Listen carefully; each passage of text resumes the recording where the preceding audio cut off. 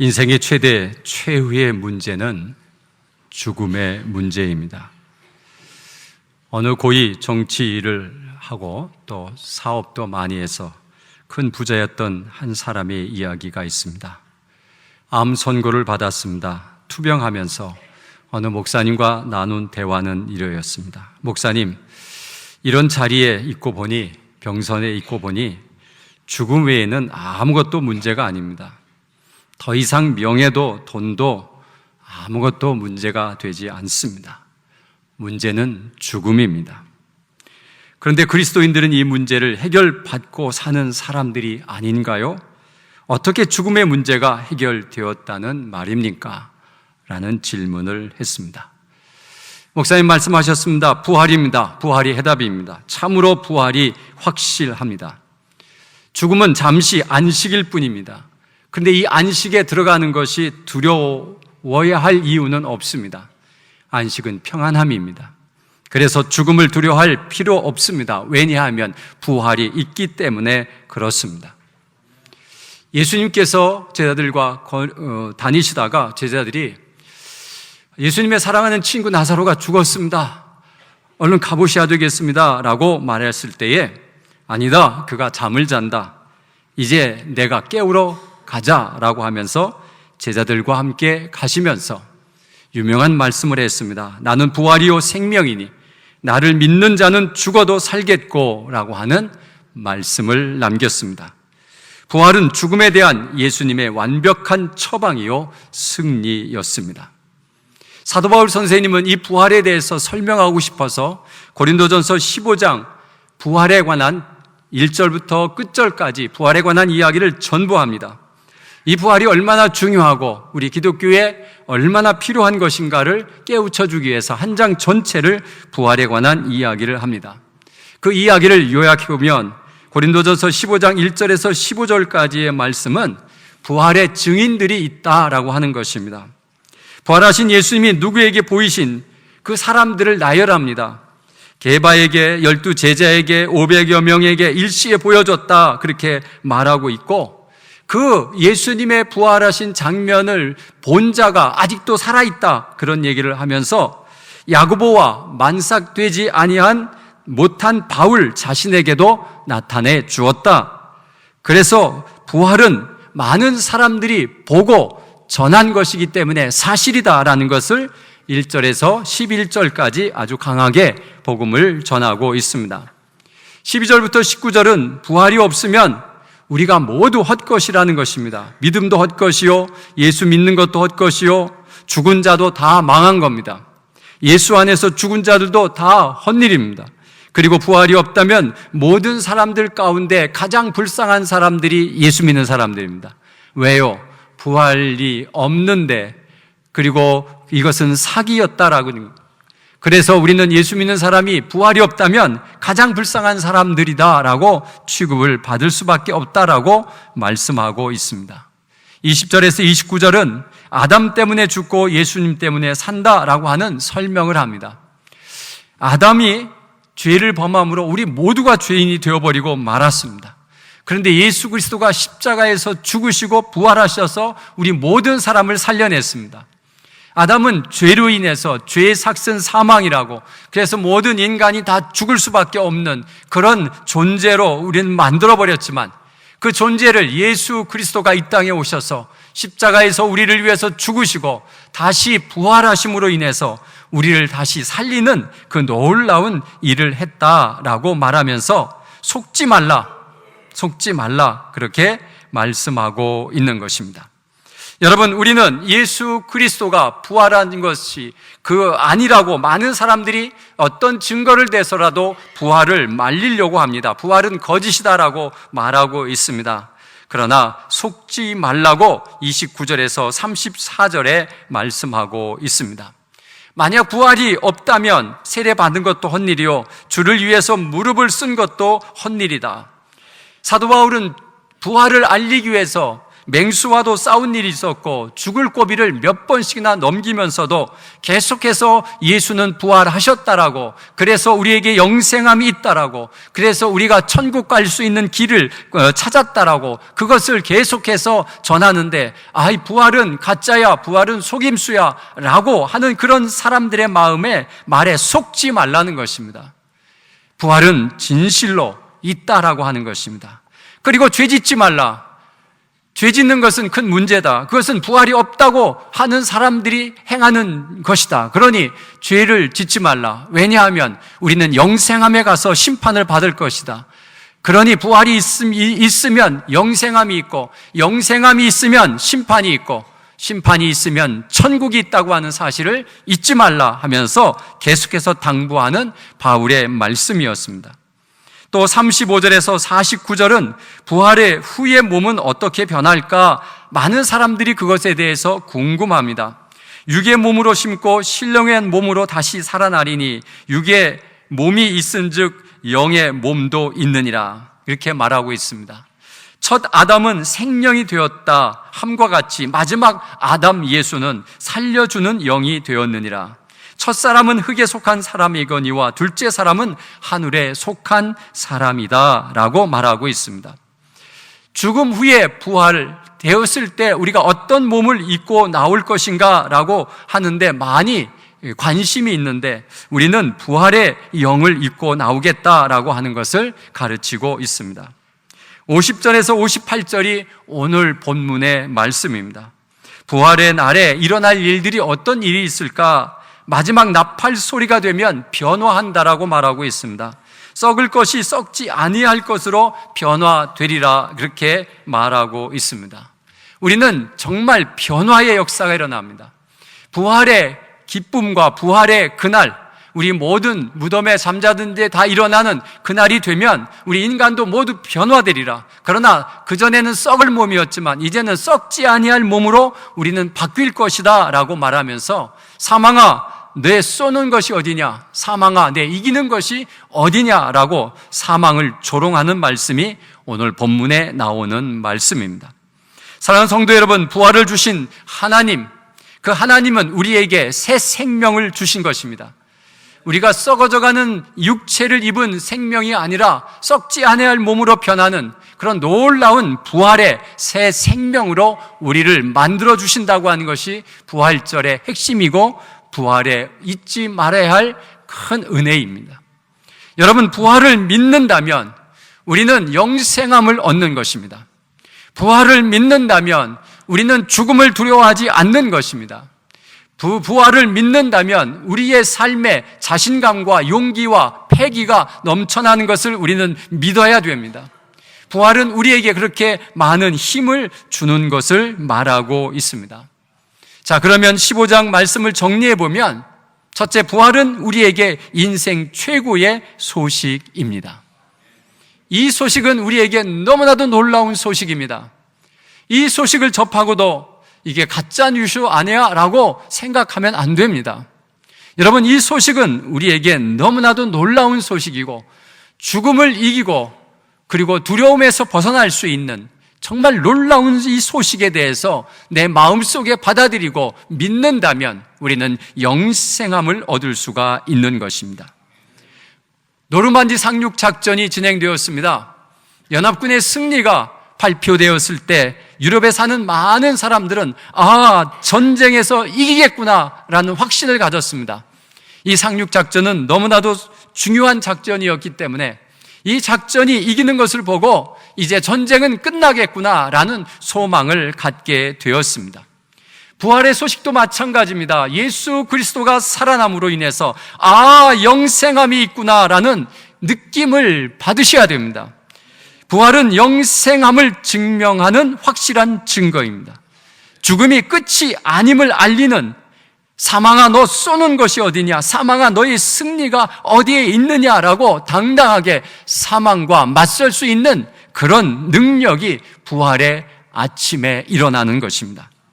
우리 인생의 끝이 죽음이 아님을 확신해야 됩니다. 확신해야 됩니다. 이것은 우리에게 너무나도 소중한 믿음이며 이 믿음을 얻는 자만, 믿는 자만 우리가 영생함을 소유할 수 있습니다. 사랑하는 성도 여러분, 믿으십니까? 이 믿음이 우리에게 너무나도 중요한 믿음이기 때문에 부활절 때마다 우리가 이 믿음을 다시 한번 추스려서 내가 믿지 않고 의심하고 그런다면 다시 한번 믿을 수 있는 여러분 되시기를 간절히 바랍니다. 며칠 전 신방을 하다가 세 가족을 신방하게 되었습니다. 그 성도님은 온 가족이 다 예수 믿고 어떻게 하다 자기만 예수를 믿지 않았다고 합니다. 그런데 자기의 여동생이 암으로 이제 얼마 남지 않은 삶을 살고 있었습니다. 그 여동생이 자신이 믿음이 참 좋은데 자신이 암에 의해서 죽어가는 것에 대해서는 눈물 한 방울 안 흘리더라는 거예요. 내가 왜 죽어야 됐는지 억울함도 얘기하지 않고 그저 나는 이제 하나님께로 간다라는 마음을 가지고 눈물 흘리지 않았는데 자기가 갔을 때 나는 언니 때문에 너무 슬퍼하면서 눈물을 흘리더라는 거예요. 왜 그러냐 했더니 언니가 지옥 가는 것을 볼 때마다 난 마음이 아파 하면서 눈물을 흘렸다는 거예요. 그 말에 굉장한 감동을 받아서 그 동생이 죽고 그리고 나서 교회를 찾아왔어요. 여러분, 부활은 그런 힘이 있어요. 죽음을 두려워하지는 힘이 있어요. 죽는 것 그렇게 중요한 게 아니에요. 중요한 것은 내가 영생함에 들어가느냐가 제일 중요한 거예요. 그래서 우리는 그 죽음도 이겨낼 수 있는 것은 부활의 신앙이에요. 이 부활의 신앙만 분명하다면 우리에게 어떤 아픔이 와도 그것 때문에 떨거나 두려워하지 않을 수가 있어요. 그런데 우리가 믿음이 없어서 죽음이 두려워서 그것 때문에 가슴 졸이고 그것 때문에 걱정하고 근심하고 괴로워하다가 오히려 더 병이 걸려버리는 그런 일들이 우리에게 많이 나오고 있는 것입니다. 자, 부활의 신앙이 있는 자는 두 번째는 삶의 원동력이 됩니다. 삶의 원동력. 부활의 신앙이 죽음과 맞설 수 있는 그런 힘이 있기 때문에 이 세상의 그 어떤 어려움으로도 감당할 수 없는 그런 멋진 신앙의 사람이 되는 것입니다. 그래서 58절에 형제들아 흔들리지 말라 그렇게 표현하고 있습니다. 여기서 흔들리지 말라는 것은 사탄은 우리에게 여러 가지 문제를 주고 아픔을 주고 괴로움을 주어서 우리에게 불안과 초조하게 만드는 것이 사탄의 작전입니다. 어느 때는 심한 병에 걸려서 이제 죽는구나 하는 아픔이 올 때도 있습니다. 어느 때는 모든 것이 잘 안 돼서 좌절할 때가 있습니다. 어느 때는 삶을 포기하고 싶을 때가 있습니다. 어느 때는 이런 인생 살면 뭐하냐 죽어버리자 자살을 마음먹을 때도 있습니다. 어떤 때는 또 사람이 그렇게 밉습니다. 그리고 사람들이 서로 갈등하고 서로 시기하고 지낼 때가 있습니다. 그리고 파당을 짓고 서로 싸울 때가 있습니다. 어느 때는 사업이 폭삭 망할 때도 있습니다.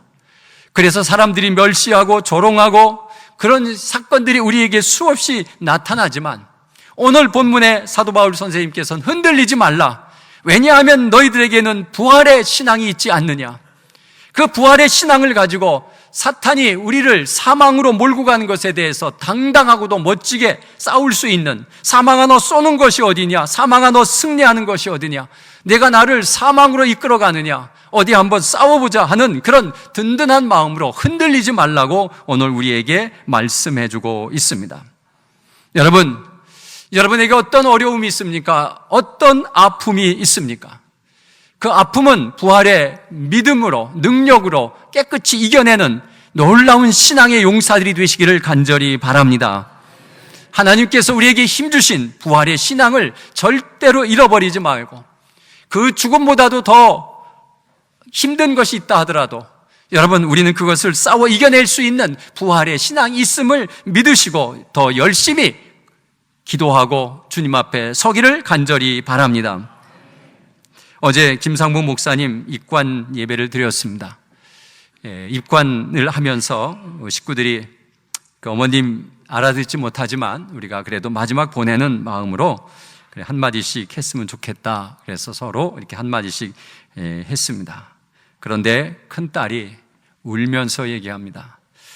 내가 엄마의 소원을 못 들어드려서 너무 죄송합니다. 내가 이제 엄마의 소원을 들어드리겠습니다. 그것은 이제 예수 믿고 교회에 가겠다는 말씀이었습니다. 권사님이었습니다. 어머님은. 그런데 큰딸이 예수를 믿지 않습니다. 그래서 그렇게 평생 나의 소원은 네가 예수 믿는 거다, 그것을 그렇게 들었던 것 같습니다. 그런데 어머니가 이렇게 죽음에까지 이르렀는데도 내가 그 어머니 앞에 서보니까 어머니 앞에 너무 불효한 것 같아서 이제 내가 엄마의 소원을 들어드리겠습니다 라고 고백하는 걸 보고 온 식구가 같이 울었습니다. 여러분, 포기하지 맙시다. 우리의 가족이 예수를 믿지 않는다 하더라도 포기하지 맙시다.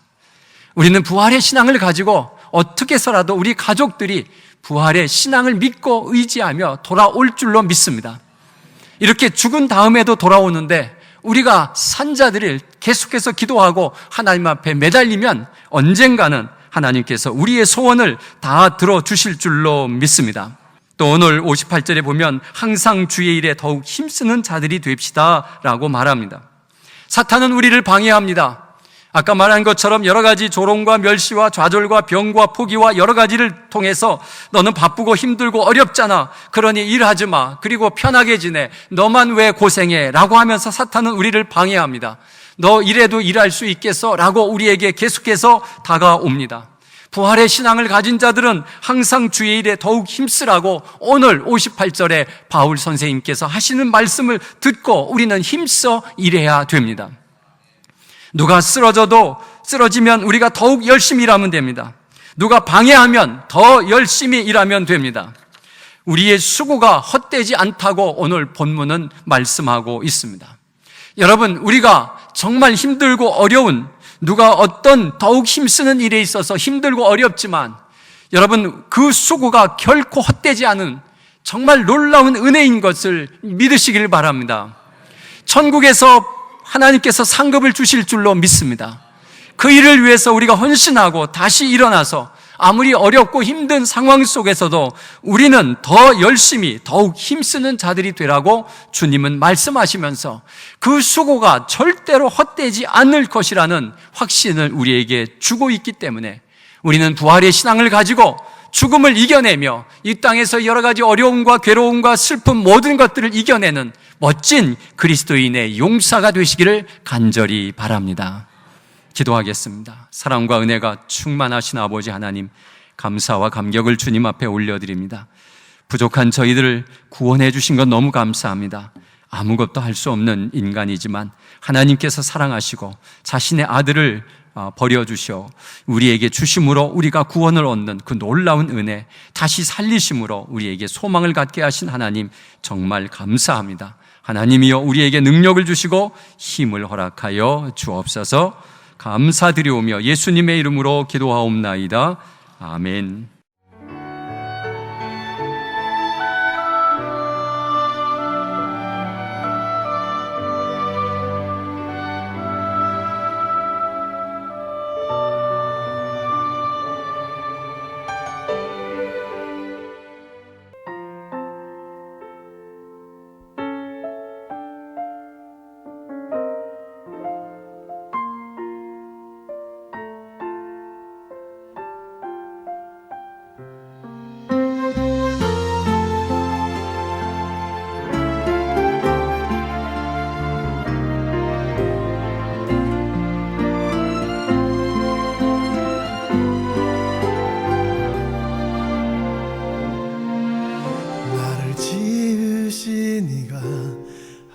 하나님,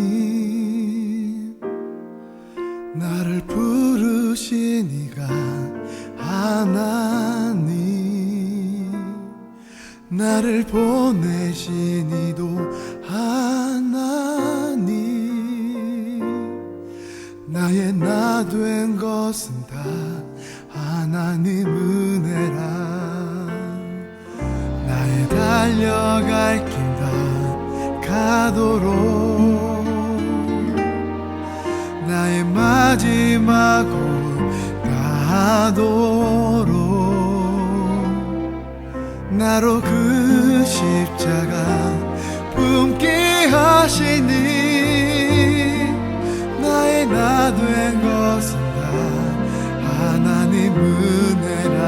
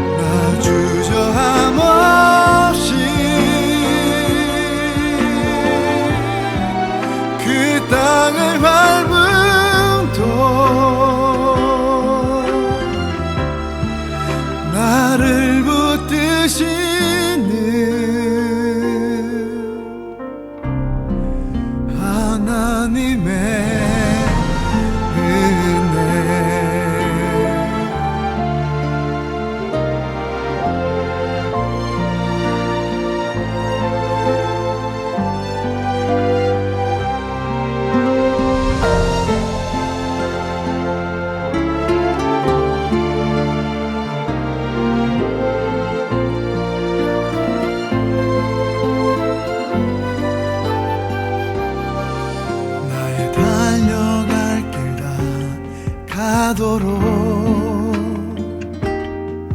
나의 마지막 호흡 다하도록 나로 그 십자가 품게 하시니